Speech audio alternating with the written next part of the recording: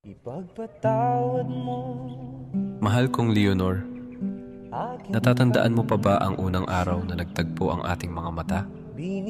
Ako'y isang binatang malaki ang pangarap at ikaw naman ay isang dalagang tila musika sa mundo kong tahimik.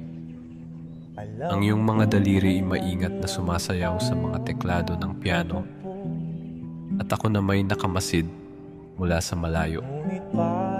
Hindi ako makapaniwala kung paano nagagawa ng isang tao na humabi ng ganoong kagandang himig. Isang musika na tila yakap ng kalangitan sa isang pagal na puso. Doon nagsimula ang lahat.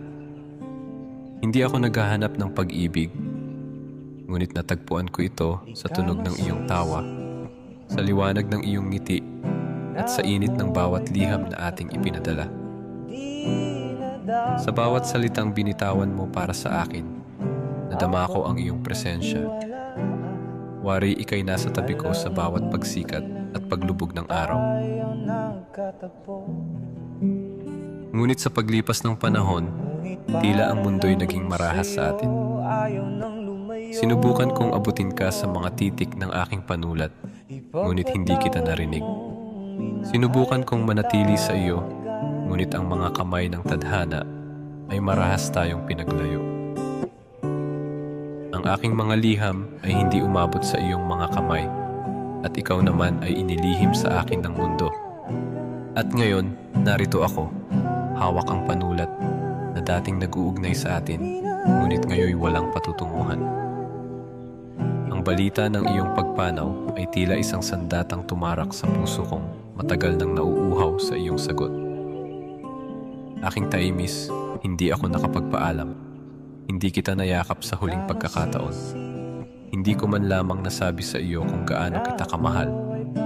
Kung kaya lamang ng panulat kong yakapin ka, matagal na kitang niyakap ng buong higpit upang hindi ka na muling mawala sa akin. Kung kaya lamang ng mga titik na bumalik sa nakaraan, isusulat ko ang ating kwento ng walang pagitan, walang lihim, walang hadlang, at walang katapusan. Kung hindi man sa ngayon, Leonor, sana sa susunod na buhay natin. Sana, sa panahong iyon, wala nang magtatago ng ating mga liham, wala nang hahadlang sa ating pagmamahalan. Sana doon, sa panibagong pagkakataon, ay magising ako sa umaga at ikaw ang unang makikita ko.